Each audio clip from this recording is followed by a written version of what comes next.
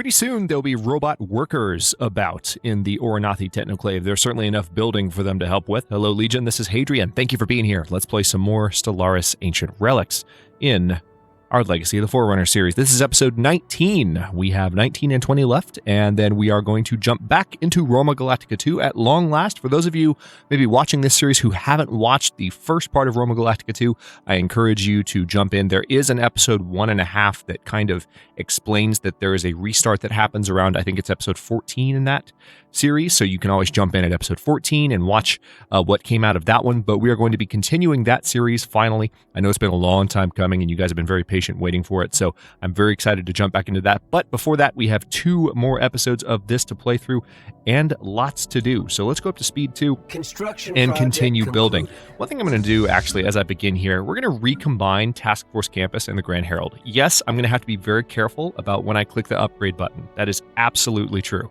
But I think I can manage that.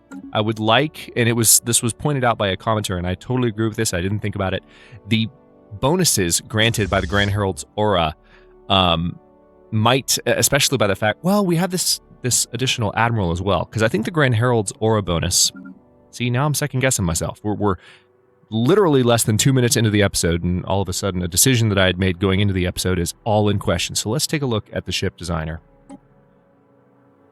So this is a, defensive aura, and it is, okay, it's an effect on a fleet. It's not an area of effect, and it has to be, so the ship fire rate bonus only applies, to, that's the validation I was looking for. So we are going to recombine those. For a second, I was like, well, if it's an area of effect where it still applies to other creatures in the area, that's great. Another suggestion that was made that I totally agree with at the moment, especially now that we don't need Beauregard to follow Task Force Campus around everywhere, is we're going to put Beauregard on patrol.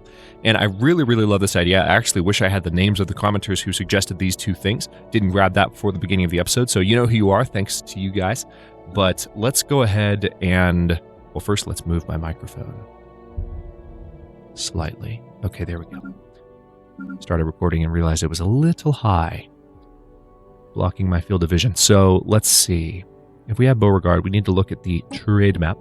Yes, okay, there are definitely some problematic systems. So right now, Beauregard is in Vadris.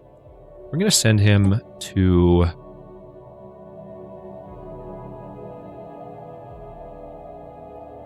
Let's send him all the way to Silev and back. He'll patrol between these systems and help reduce piracy. Because that's currently affecting... that's affecting a lot of our energy production right now. So by reducing that piracy, that should help us a good bit. Again, space pirates don't manifest directly anymore. They do in some ways, but most of the time it's just a passive modifier that occurs, and you need to patrol in order to reduce it, which I really like, to tell you the truth. All right, so it seems like these guys are merging. We might need to pick an admiral to lead. All right, so this is going to be...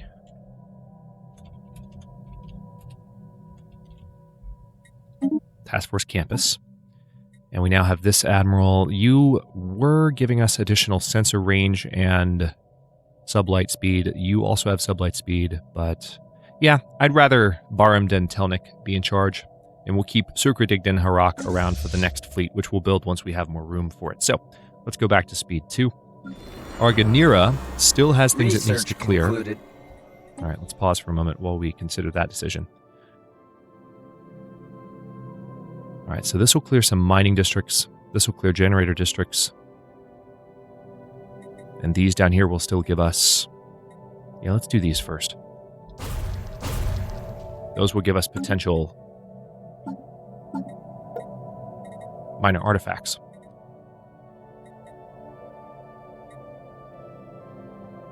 I love that we have this ability, but again, I want to save these for now. Maybe I'll sell 1 just to get a little bit of energy back.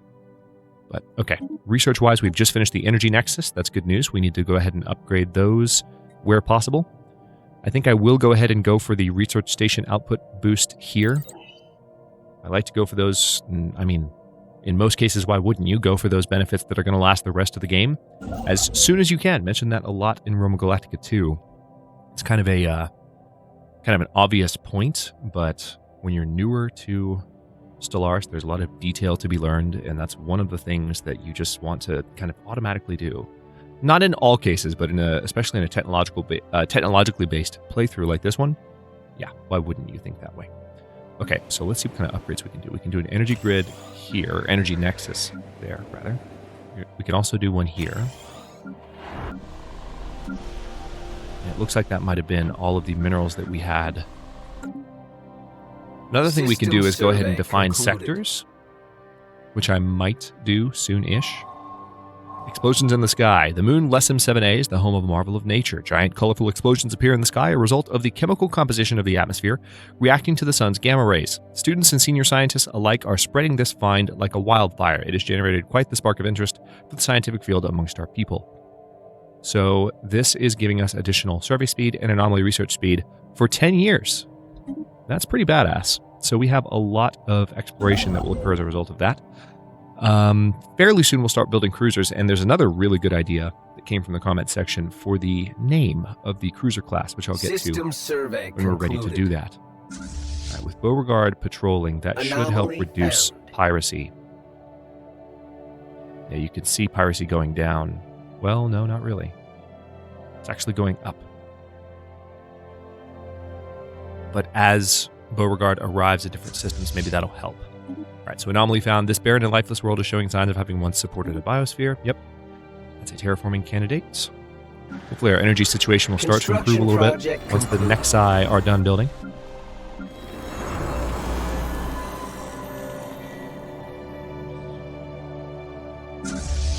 We could always use Task Force Campus to control. All right, yeah, terraforming candidate. That's in what? Despot? So we found a number of terraforming candidates in just the last episode. And there are no empires here, by the way. Construction project concluded. Makes me want to expand. I can hear you guys chanting in the background. Play wide, play wide. But no, I've never played specifically tall in a series before, and I feel like this one can be an opportunity to do that. I've never done it by intention. Yes, I've expanded out a good bit, and that's even more reason not to expand farther. The mysterious moon of Varba. Now that Varba has been settled for a while, some data irregularities have been noticed. Specifically, the moon Cassora C4a does not seem to be made of remotely similar material to Varba. This suggests it was not formed at the same time, but rather originally formed elsewhere and somehow was captured by the gravity of Varba at a later date. Quite where Cassora C4a came from is currently a mystery. All right, so situation log updated. We have this moon, and we have a scientist. Let's go ahead and get the higher. Yeah, definitely just get Takarlith to take a look at that, shall we? Oh, is it just a research project? I suppose it is. Cool. Speaking of Takarlith, apparently we have an archaeological site. Where is it? We've already looked there. Maybe we took care of it in the last episode. I've just been getting notes from a few of you about unexplored archaeological sites. Although I'm not seeing one, so maybe we took care of it. I feel like all of these have been done.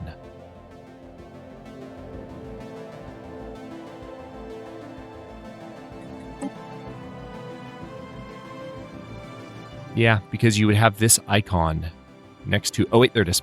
In Bardagon. There it is. It's just hiding from me. Lots of information on the screen. So let's see. Seeing if that made a difference, but obviously it doesn't. It's not the same set of icons. So let's have Takarlith come up here. You're going to excavate that site. Please and thanks. Now we do have some additional influence. Let's go ahead and use it. You're in the Aswiri system. I want you to go ahead and build in the Fulbadon system. System survey concluded. Okay, looks like we'll gain some influence here. Very handy. Let's donate. Finally, now that we've met the artisan troupe, that's going to help provide us a little bit more. Concluded. All right, good. System survey concluded. We also do need to start getting robots built as soon as we have the ability to do so in one of our worlds. We'll keep an eye out for that possibility. Despite the planet's lack of atmosphere, there's evidence of some kind of artificial structures on Despot 3 that may indicate a past civilization. Let's find out what exactly is going on. Also, let's go ahead and upgrade this so we have more alloys. Just checking to see what the upkeep will be. Yeah, we can afford it. Our mineral production is still very good. Okay, in Varba, however, we're going to have you produce food. Now that we've got an unemployed pop, yeah, an unemployed worker. So you can start working on that and hopefully reduce our food shortage. Energy shortage not going down too fast yet, I'm noticing. Anomaly found. There appears to be deliberately crafted structures on the planet's surface pointing towards a past long forgotten. Relic World on Sawa 5. I think I discovered that in the previous episode, though. Part of our energy shortage is just the naval capacity issue, so we'll fix that soon enough. Frozen in time, the crew of the ISS Ponderanium were intrigued to find the remnants of an industrial age civilization on Despot 3. Investigation indicates Despot 3 had sustained an atmosphere for millions of years until massive, look at this place. Superflares from the unstable surface of the star Despot led to runaway ionization and depletion of the planet's atmospheric gases. With no atmosphere, the lifeless cities on Despot 3 have been frozen in time for millennia, silent monuments to the mass extinction that happened there. Science officer Durham Den Begors cautions that any colonies in the Despot system may be subject to the whims of the star's turbulence. Interesting. So that's here. Yeah, good to know. And if we click this,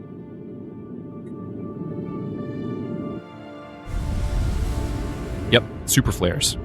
Modifier. Always something to keep an eye out for, among other things. Special project concluded. Have we harvested all of the resources that we can up here?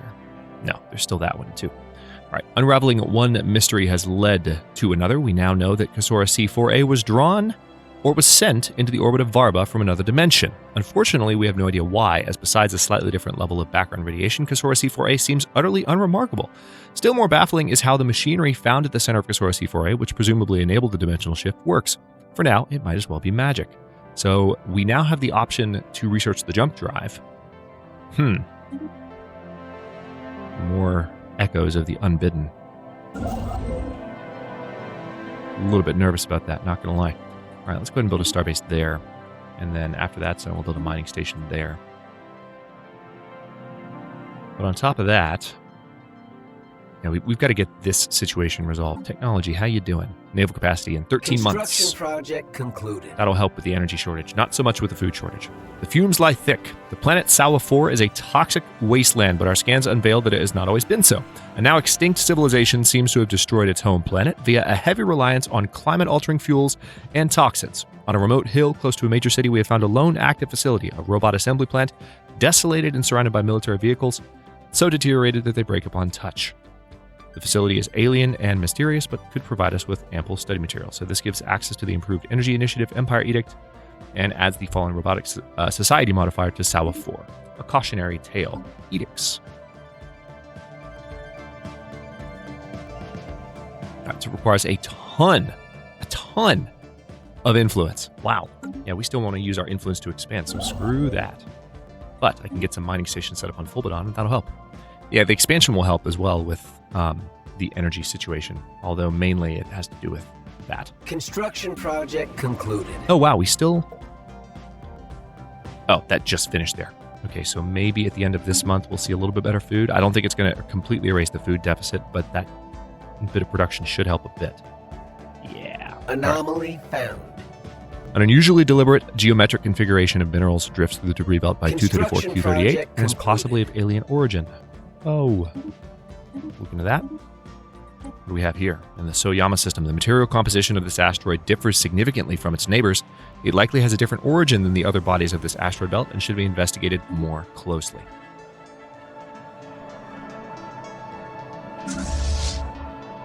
All right. Fleet's already at full strength. Oh, cool. In that case, you know what that means? It's finally time to build our cruisers. Now, we are going to call this Takarlith class cruiser, naming it after our very first leader. Now, I think I'm okay with a broadside bow to start, like mainly a broadside style cruiser. Just a heavy gunship, if you will. Or we can have broadside all the way across. Let's do full broadside. Just a heavy cruiser, literally. And then, yeah, a couple of railguns Mass drivers on the front. Not railguns, mass drivers. And then we'll have a UV laser here.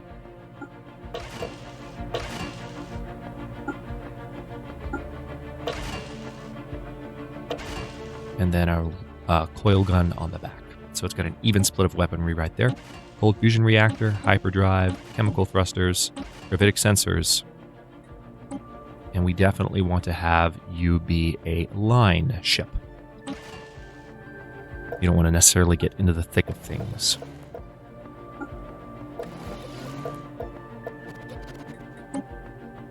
Okay.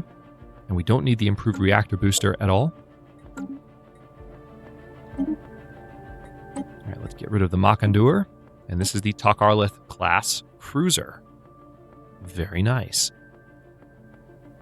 Now we can design a second type of cruiser if we wanted.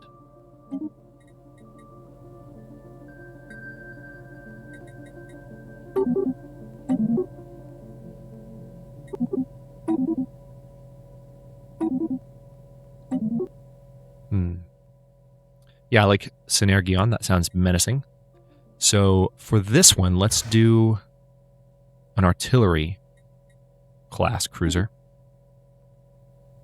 Or maybe have a carrier class. Do we want to save carriers for battleships, or do we want to have a... I don't know. I kind of feel like some long-range cruisers could be good. Maybe, you know what? Never mind. Let's abandon that for now and just go with the one cruiser class. Because it's not like we're going to be building these just yet. We need more naval cap. But at the very least, we can... What's the hotkey for Fleet Manager? F10 still? Okay, good. All right, so we're going to add the Takarlith class cruiser to this fleet. We definitely want to have 10 corvettes. So we have 10 of each destroyer class there, which kind of makes me want to have... Let's have 5 cruisers. Let's have 8 of each destroyer class. And then... Do we want to say 12 of each corvette? That leaves a little bit of room with command limit. We're not going to build anything just yet, but that is our new layout. Slowly working our way up to where we can take on the Grand Dragon. Junk ball. The ISS Ponderanian crew report that what first appeared to be scanners as an asteroid is in fact a gigantic floating ball of junk, comprised of the broken remains of various vehicles, rockets, and hazardous materials, many of them radioactive. The junk ball seems to be the detritus of an unknown alien nation in the early space age. It would appear this nation was an interstellar litterer, ejecting dangerous industrial waste into orbit rather than disposing of it planetside. Radiometric dating suggests these remains are millions of years old and have been floating through space from an unknown point of origin for most of that time. Science officer termed Invagors notes that some of the materials found on this floating junk heap are quite rare and could be refined into useful resources. Waste not, want not. So we got a minor artifact and an alloy source. Concluded. Not that we could make use of that right now, but we got it. So how's our piracy situation looking? I don't know if Beauregard is all that effective as a patroller. I kind of want to patrol with Task Force Campus instead. It just doesn't seem like he's doing too well. All right, so here's the... Situation log updated. The Prince special project. Let's go ahead and research that. Yeah, all of these, with the exception of the one we sent Takarlith to look at, and she is almost there? Takarlith, where are you? You're still there. Yeah, she was all the way down here, so it's just taking her a while to get up through our territory. Construction okay, you know what? Concluded. Change of plan. This is going to affect my energy situation somewhat, which this kind of annoys me. But we're going to have Beauregard come back. Okay, so it looks like the Lozavata defeated a Leviathan. Good for them. System survey concluded. The text, it's how to roughly translate to regional ruler, is written in a presumably ancient dialect of the Lozavatan tongue spoken in the Lozavata stellar hegemony. The text is doubtlessly of some historical import to them and might contain valuable insights.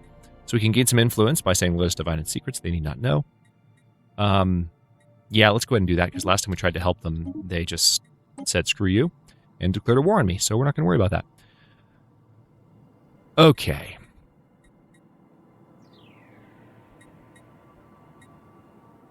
Let's go ahead and get more minerals from miners. That'll take next to no time. And I will have you start to patrol the same route.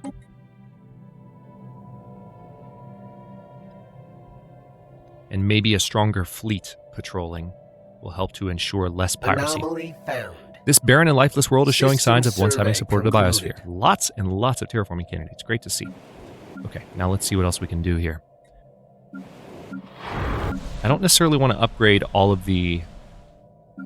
Well, I mean, I could go ahead and upgrade those.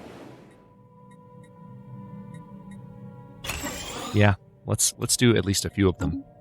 Because more of those consumer goods means I can sell more, and as long as our energy deficit is reduced, or increased right now, our energy loss has been increased. The material composition of this asteroid differs significantly from its neighbors. It likely has a different origin than the other bodies of this asteroid belt and should be investigated more closely. Yeah, I know. All right, resource station output plus 10%. All right, we've unlocked wormhole, or we will be able to unlock wormhole travel soon.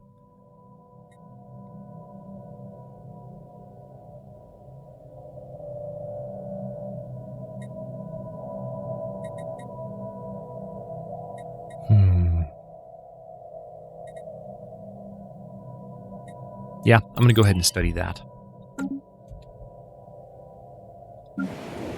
What else can we upgrade, if anything?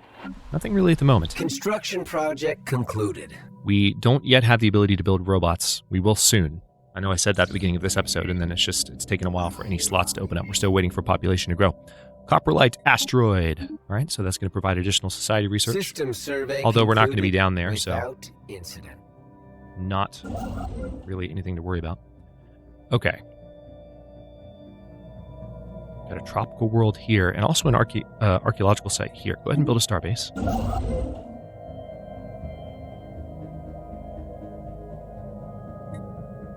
right, it's not going to be too much longer before we can do more with this. Yeah, we still have synth envy. System survey concluded. Construction project concluded. I think what I'd like to do is go for this system next, though, just to lock that down and be done with it. So, about 10 more days here.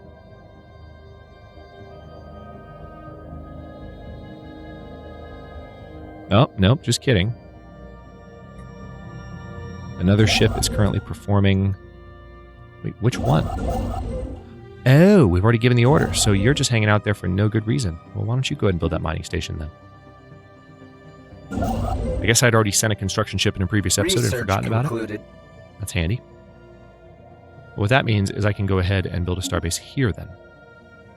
And that is our naval capacity fix. So at the end of this month, we should see a bit of a change there. Now... we still have more that we need to do. Faction influence gain +1. Oh, man. Lots of things. Yeah, let's go ahead and do the living state. I feel like we're getting that option a little bit later in the game than usual. Okay, here we go. Turdaga has the ability... Oh, well. Yeah, let's go for gene clinics.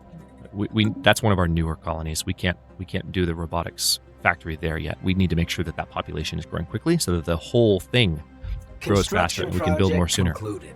I just nearly knocked my drink over while doing that thing where I gesture while talking as if you can see. System You totally survey can't. concluded. Right. This barren and lifeless world is showing signs of once Expand. having supported biosphere. We found so many terraforming candidates down here. This is crazy. There are almost none in my territory, but there's a bunch down there. Okay, so buildings and districts have their build cost reduced by 10% and build speed increased by 25%. Building upkeep and district upkeep reduced by 10%. Let's reduce our building upkeep immediately. So that will help. You can see that our deficit went down significantly. Oh yeah. Okay, it's really the System food issue that we need to keep an eye on concluded. now. And I think we can go ahead and start building cruisers. I would like to do that, honestly. It's going to take all of my minerals or alloys to do it, but it's worthwhile for the ships that we are going to build. And let's see now.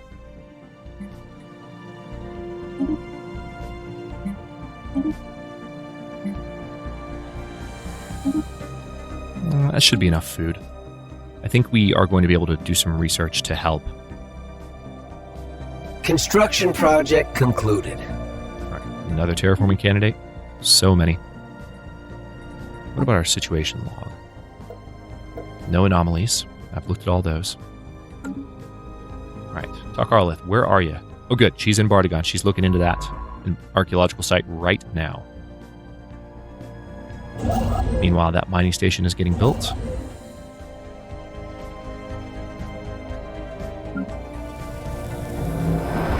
Okay, we still have more that we can clear here. Construction project concluded.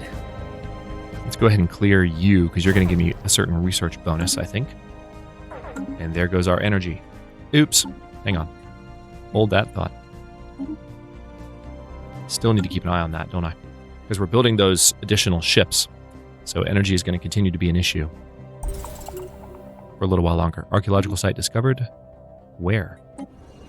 Moon bump. Oh, not anywhere near us, unfortunately. That makes me sad. Okay, so let's go ahead and move you. Oh, actually, let's build this research station, then move you there. You're a cannon's maw. We'll build that research station. We also need to get the BX-799 Singularity in our territory. Research concluded. Okay, extra minerals from miners. That'll come in handy for everything else that we are waiting on right now.